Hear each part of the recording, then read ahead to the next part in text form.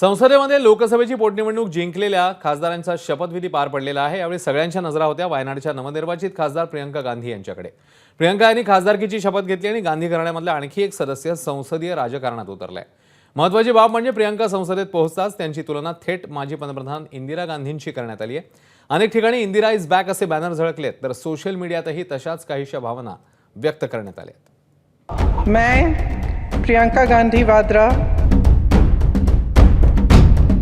हे शब्द आज संसदेमध्ये घुमले आणि गांधी कुटुंबामधील आणखी एका सदस्याचा संसदीय राजकारणामध्ये प्रवेश झाला।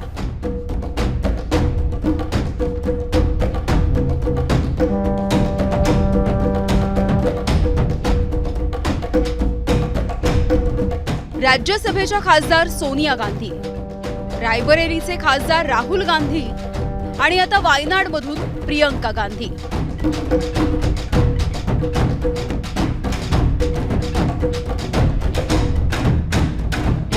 बावन्न वर्षांच्या प्रियंका गांधी राहुल गांधींनी सोडलेल्या केरळच्या वायनाड मतदारसंघामधून लोकसभेची पोटनिवडणूक लढल्या आणि तब्बल 4,10,000 मतांनी जिंकल्या।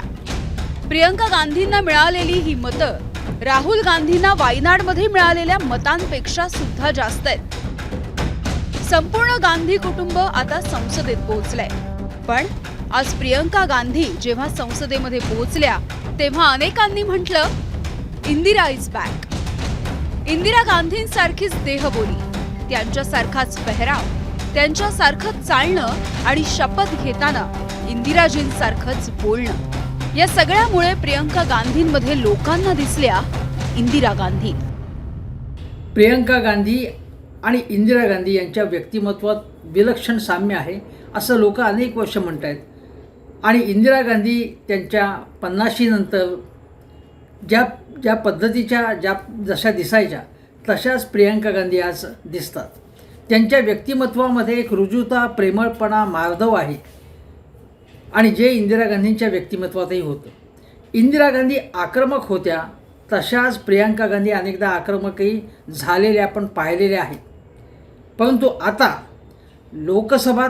लोकसभेत काम करताना त्या कशा प्रकारे बोलतात, कशा प्रकारे कम्युनिकेट करतात हे बघावं लागेल।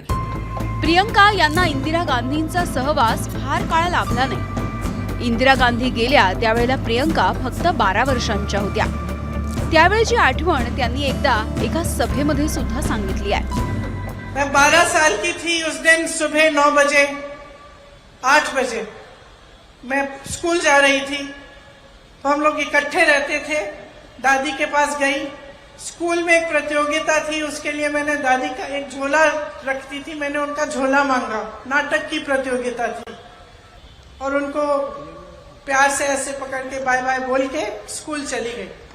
तकरीबन 2 घंटे बाद हमें स्कूल से लेने के लिए सुरक्षा कर्मी आ गए, गाड़ियों में रखा, बिठाया। काफी इतने सारे सुरक्षा कर्मी मैंने जीवन में नहीं देखे थे। अचानक हमें घर ले गए, हमें मालूम नहीं था राहुल को और मुझे कि क्या हुआ। घर आए, गाड़ी से उतरे तो जमीन पे खून के बड़े बड़े धब्बे थे।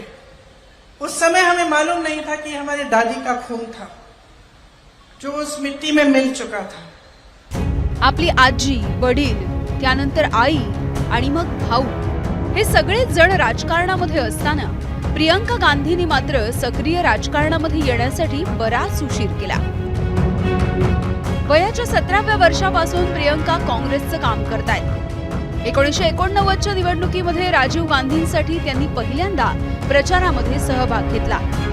2004 आणि 2009 साली राहुल यांच्या प्रचारामध्ये त्या आघाडीवर होत्या। 2014च्या निवडणुकीमध्ये रायबरेली आणि अमेठीमध्ये त्यांनी प्रचार केलाय। 2017च्या उत्तर प्रदेश निवडणुकीमध्ये सुद्धा त्यांच्याकडे महत्त्वाची जबाबदारी सोपवली होती। तर 2019 मध्ये त्यांनी जोरदार प्रचार केला।